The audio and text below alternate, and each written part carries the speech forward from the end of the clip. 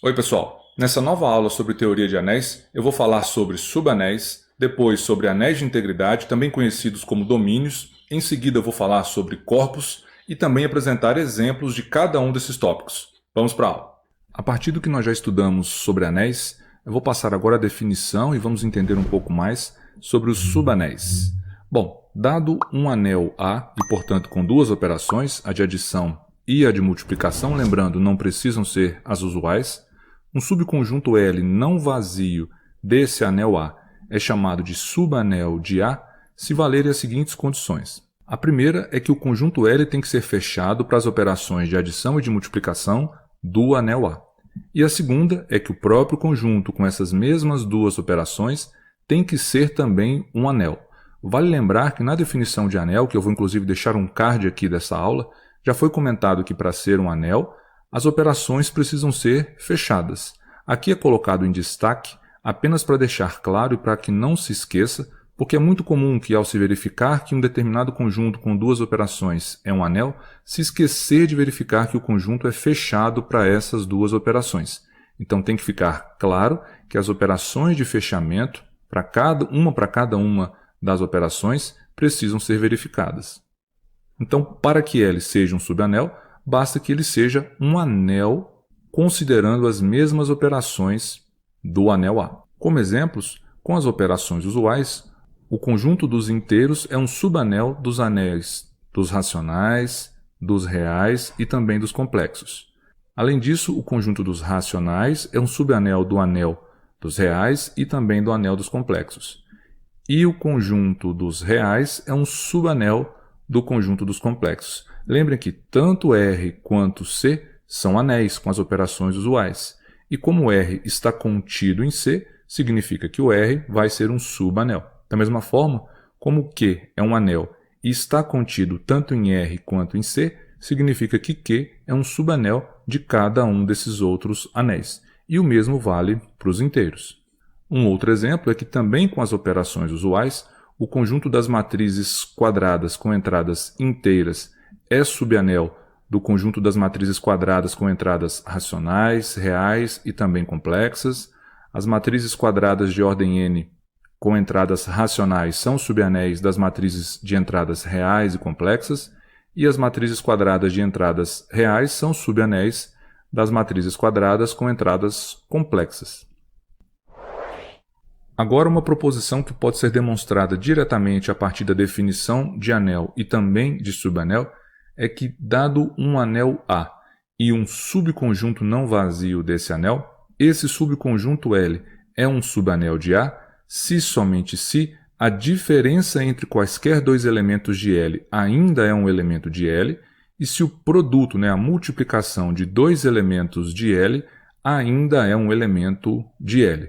Ou seja, se valer o fechamento para a subtração de elementos em L e também para a multiplicação de elementos em L, fica demonstrado que esse subconjunto L é um subanel. Então facilita muito que é necessário verificar apenas duas condições, o fechamento para a diferença e o fechamento para o produto.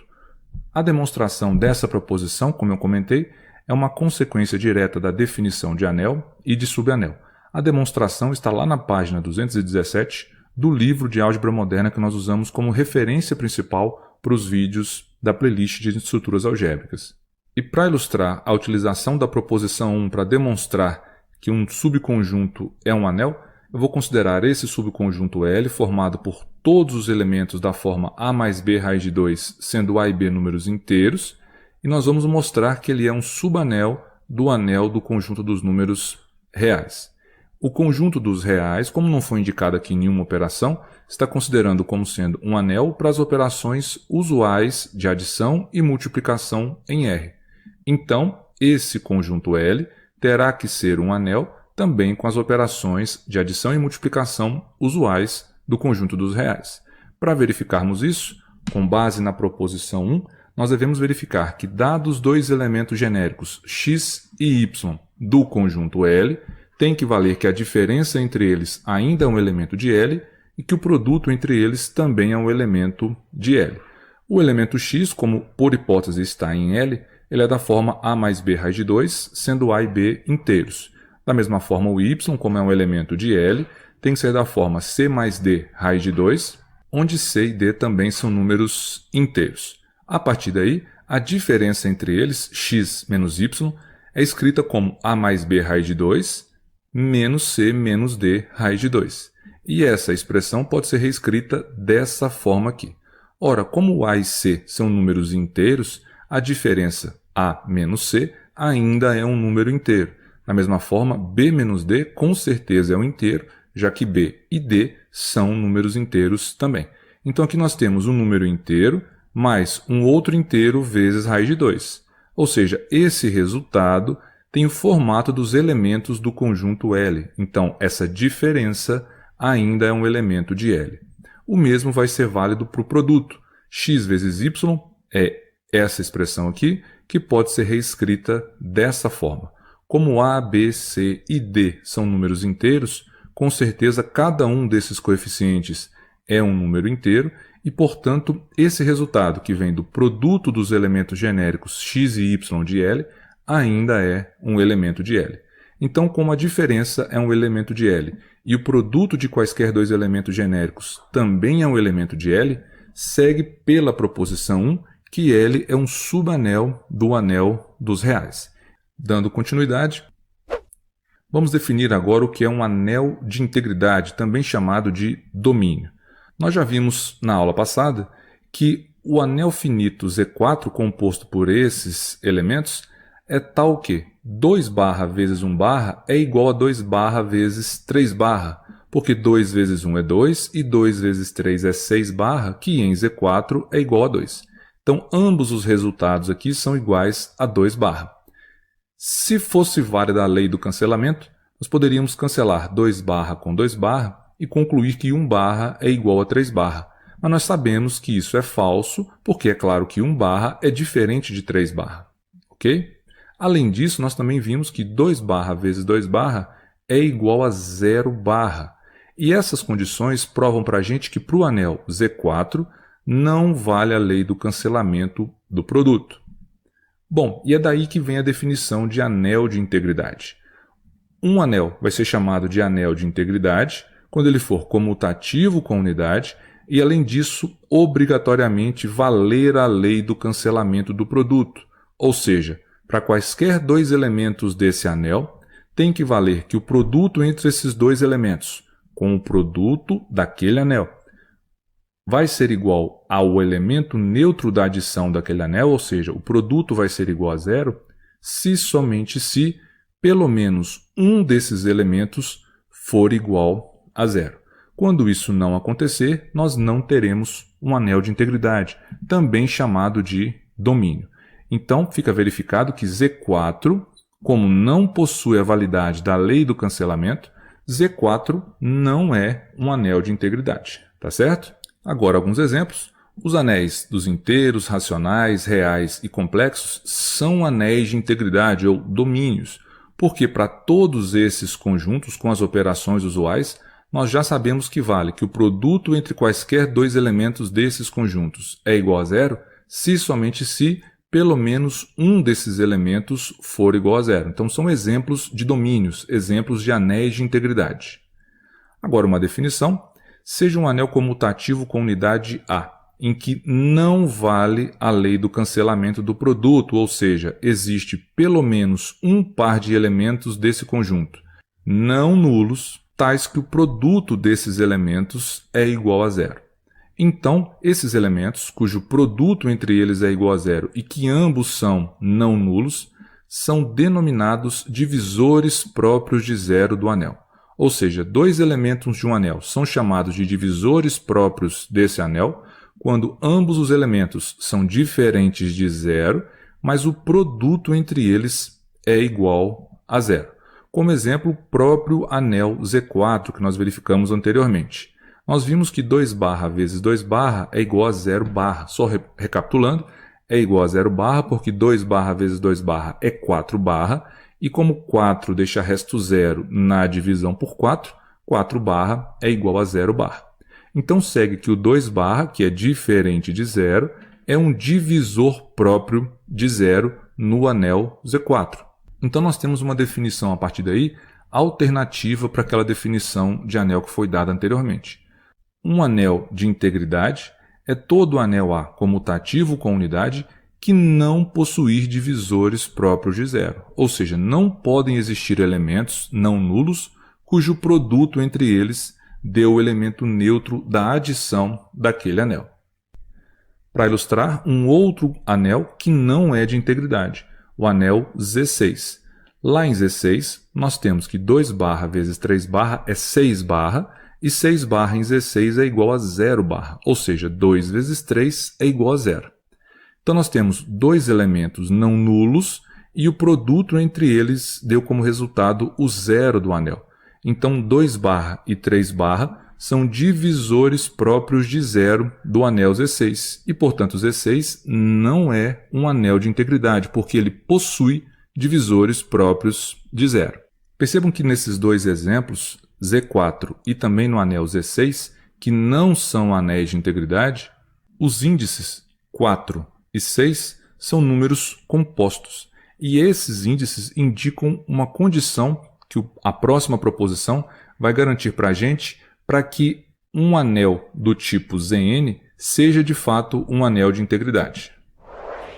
A proposição é a seguinte: um anel de classes de restos Zn será anel de integridade se somente se o índice n for um número primo. Como exemplo, a tábua de Z5 vai nos ajudar a verificar que Z5 é um anel de integridade. Z5 é formado por esses elementos, por essas classes, e a sua tábua, nós vamos perceber a partir dela, não possui divisores próprios de zero. Aqui está a tábua de Z5. Nós temos o produto para todos os possíveis pares de elementos de Z5.